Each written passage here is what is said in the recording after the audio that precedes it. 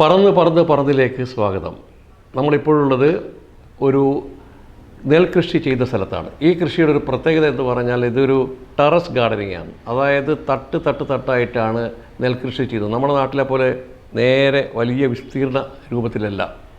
ഇതിൻ്റെ ഒരു കൗതുകം എന്ന് പറയുന്നത് ലോകത്തിൻ്റെ വിവിധ ഭാഗങ്ങളിലെ ആളുകൾ ബാലിദ്വീപിലെത്തുമ്പോൾ അവർ ഓടിയെത്തുന്നത് ഈ ടെറസ് ഗാർഡനിങ്ങും നെൽവയലുകളും കാണാൻ വേണ്ടിയാണ്. നമ്മുടെ നാട്ടിൽ നെൽകൃഷി നഷ്ടത്തിൽ നെൽവയൽ നികത്തപ്പെടുന്നു എന്നൊക്കെ പറയുന്നുള്ള ഒരുപാട് പരാതികൾ ഉയരുമ്പോഴാണ് നെൽകൃഷി വ്യാപിപ്പിക്കുകയും നെൽകൃഷിയെ ഒരു വലിയ ടൂറിസം കേന്ദ്രമായി മാറ്റുകയും ചെയ്യുന്നു. ഇത് നമ്മൾ കേരളത്തിൽ ഇപ്പോൾ കാണുന്നുണ്ടോ? ഈ വയലേലകൾ ഇത്രയും ഹരിതാപ ഭംഗിയാർന്ന വയലേലകൾ എന്ന് ചുമ്മാ ചോദിച്ചു പോകും. കാരണം നാം ഈ വയലേലകൾക്ക് അടുത്ത് നിൽക്കുമ്പോൾ അതിന് പിന്നിലുള്ള തെങ്ങുകൾ കാണുമ്പോൾ നമുക്ക് തോന്നുന്നത്, അല്ലെങ്കിൽ നമ്മൾ കരുതുന്നത്, ഇങ്ങനെ കതിരുകളുള്ള ഒരു ഗ്രാമത്തിൻ്റെ പുനർനിർമ്മാണം ഇവിടെ നടന്നു എന്നുള്ളതാണ്. നമ്മളിപ്പോഴുള്ളത് ബാലിദ്വീപിലാണ് എന്ന ഓർമ്മപ്പെടുത്തൽ കൊണ്ട് വീണ്ടും പറഞ്ഞു പോകുന്നു, ഇല്ല ഇത് കേരളത്തിലാണെന്ന്. നമുക്ക് അത്രയും അവിശ്വസനീയമായ പല ദൃശ്യങ്ങളുമാണ് ബാലിയിൽ കാണാൻ കഴിയുക. ബാലിയുടെ ഒരു പ്രത്യേകത തന്നെ നെൽവയലുകളുടെ സമൃദ്ധിയാണ്. അരിഭക്ഷണമാണ് മുഖ്യ ഭക്ഷണം എന്നുള്ളത് കൊണ്ട് മാത്രമല്ല, ഇവിടെ വരുന്ന ടൂറിസ്റ്റുകൾക്ക് അരിഭക്ഷണം വളരെ ഇഷ്ടം ഉള്ളത് എന്നുള്ളത് കൊണ്ടാണ്.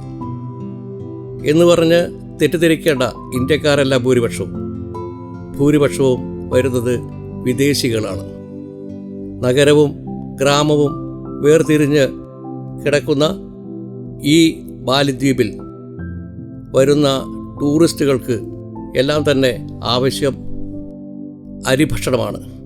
സാധാരണ യൂറോപ്പിൽ അരിഭക്ഷണത്തിന് വലിയ പ്രാധാന്യം നൽകാറില്ല.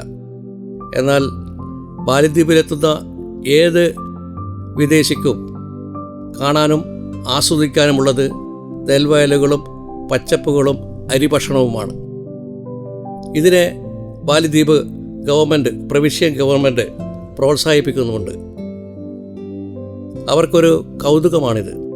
കാരണം യൂറോപ്പിലെവിടെയും കാർഷിക വൃത്തിക്ക് ഇത്രയേറെ വിനോദസഞ്ചാര പ്രാധാന്യം നൽകുന്ന മറ്റൊരു രാജ്യവുമില്ല.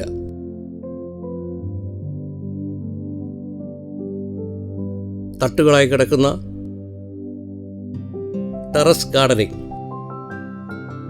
ടെറസ് ഗാർഡനിങ് കൃഷി, നെൽകൃഷി കേരളത്തിലില്ല. ഇത് ദൂരെ നിന്ന് നോക്കുമ്പോൾ മലമുകളിൽ നിന്നും ഒഴുകി വരുന്ന പച്ച പുഴയായി തോന്നും. പച്ചപ്പുഴയുടെ പ്രകൃതി ഭംഗി മറ്റൊരിടത്തും നമുക്ക് കാണാൻ കഴിയുകയില്ല. അത്രയും വളരെ സൂക്ഷ്മതയോടുകൂടിയും വളരെ ആസൂത്രണത്തോടു കൂടിയാണ് കൃഷിയെ ബാലിദ്വീപുകാർ സമീപിക്കുന്നത്. ആ ഭംഗി വിദേശികൾക്ക് എന്നും ഒരു കൗതുകമാണ്. അവർ മണിക്കൂറുകളോളം ഈ ഭംഗി ആസ്വദിക്കാൻ ഇവിടെ എത്തുന്നു.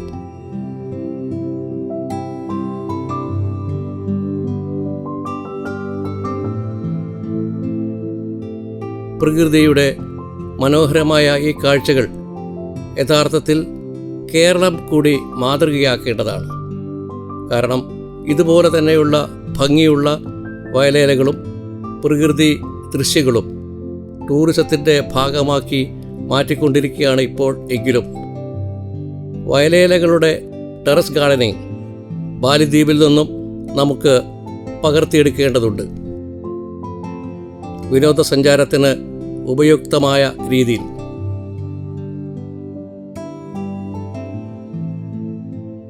കാലത്തിൻ്റെ മാറ്റത്തോടൊപ്പം മാറിക്കൊണ്ടിരിക്കുന്ന വിനോദസഞ്ചാര മേഖലയുടെ ഏറ്റവും പുതിയ മുഖമാണ് ബാലിദ്വീപിൽ കാണാൻ കഴിയുന്നത്.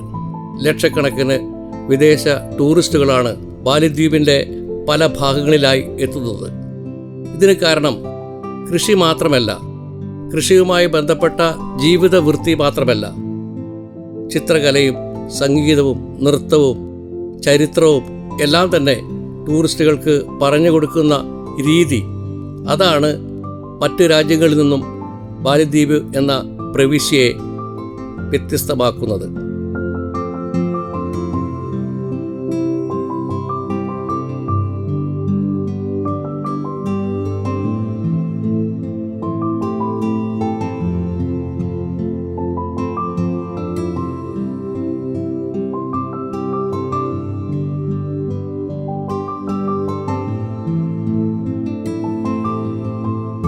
എസ്.കെ. പൊറ്റക്കാട് എഴുതിയ മാലിദ്വീപ് എന്ന യാത്രാവിവരണം 1957 പ്രസിദ്ധീകരിച്ചത്. അദ്ദേഹം കണ്ട മാലിദ്വീപ് കേരളത്തിൻ്റെ മറ്റൊരു രൂപമായിരുന്നു എന്ന് പ്രത്യേകം പരാമർശിക്കുന്നുണ്ട്. അത് വായിച്ചതിന് ശേഷമാണ് മാലിദ്വീപ് കാണാൻ കേരളീയർ പലരും ഇവിടെ എത്തിയത്. എന്നാൽ എസ്.കെ. പൊറ്റക്കാട് വിവരിച്ച മാലിദ്വീപിൽ നിന്നും വ്യത്യസ്തമായ മാലിദ്വീപാണ് ഇന്നുള്ളത്. ഓരോ ദശാബ്ദം കഴിയുന്നോറും മാലിദ്വീപ് വളരുകയാണ്. ആ വളർച്ചയൊക്കെ തന്നെ മണ്ണിൽ കാലുകുത്തിക്കൊണ്ടാണ്.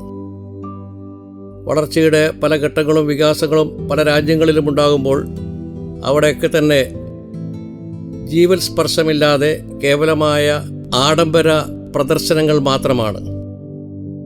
യുവതലമുറയെ ആകർഷിക്കുന്ന അത്തരം ആടയാഭരണങ്ങൾ ഇവിടെയില്ല. ഇവിടെയുള്ളത് ചേറിൽ കുത്തി നിൽക്കുന്ന, ചളിയിൽ ചവിട്ടി നിൽക്കുന്ന നെൽവയലുകളും ആ നെൽവയലുകളെ തഴുകി വരുന്ന ഇളം തെന്നലും അത് ആസ്വദിക്കാൻ സായങ്കാലങ്ങളിലെത്തുന്ന ഗ്രാമീണ ഭംഗി ആകർഷിക്കുന്ന വിനോദ സഞ്ചാരികളും. ഇത്തരമൊരു ജൈവവത്തായ ഒരു ടൂറിസം ലോകത്തിൻ്റെ ഏതെങ്കിലും ഭാഗങ്ങളിലുണ്ടോ എന്നൊരു ചോദ്യം നിലനിൽക്കുന്നു. അതുതന്നെയാണ് മാലിദ്വീപുകാർ നമ്മോട് ചോദിക്കുന്നത്.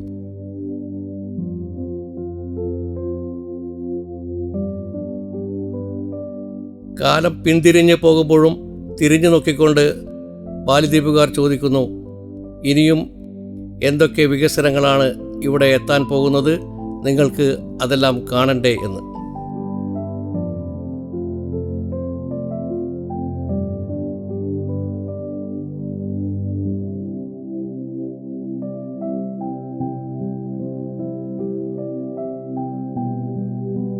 ഉക്രൈനിൽ നിന്നെത്തിയ ഈ കുടുംബം മഴ ആസ്വദിക്കുകയാണ്, ഒപ്പം ടെറസ് ഗാർഡനിങ്ങും. അവരോടൊപ്പം ചേർന്നപ്പോൾ തങ്ങളുടെ സന്തോഷം അവർ പങ്കുവെക്കുകയുണ്ടായി. ഇത്രയും മനോഹരമായ ഒരു ഭൂപ്രദേശം യൂറോപ്പിൽ എവിടെയുമില്ല. ഇന്ത്യയിലെ കേരളത്തെക്കുറിച്ച് അവരോട് പറഞ്ഞപ്പോൾ അവർക്ക് കേരളം കാണാൻ താല്പര്യമുണ്ടായി.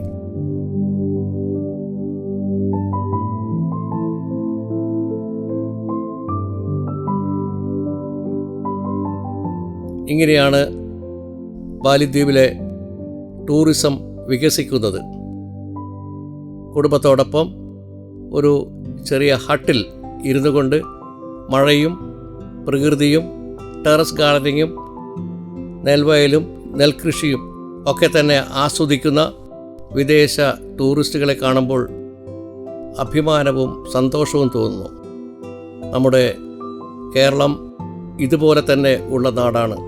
അതുകൊണ്ട് തന്നെ ഭാവിയിൽ നെൽകൃഷിയും മഴയും കാണാൻ ധാരാളം വിദേശികൾ എത്തുമെന്ന സന്തോഷം.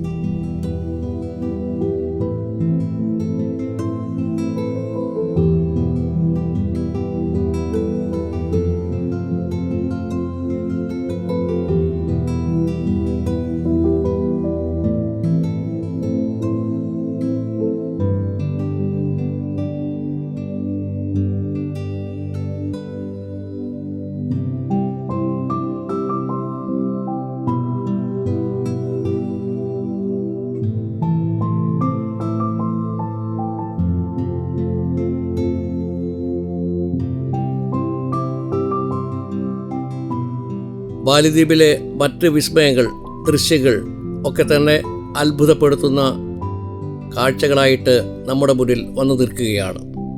ഒരു കൊച്ചു ഭൂമിയാണ് ബാലിദ്വീപ്. എന്നിട്ടും ആ ഭൂമിയെ യൂറോപ്പിലെ ജനങ്ങൾക്ക് കൂടി ആകർഷിക്കുന്ന വിധത്തിലാക്കി തീർക്കുന്ന ഈ വിസ്മയ കാഴ്ച, ആകാശത്തോളം ഉയർത്തി നിൽക്കുന്ന ബാലിദ്വീപിൻ്റെ മഹത്വം, അത് ഒരിക്കലും അവസാനിക്കുന്നില്ല. അടുത്ത എപ്പിസോഡിൽ പുതിയ കാഴ്ചകൾ.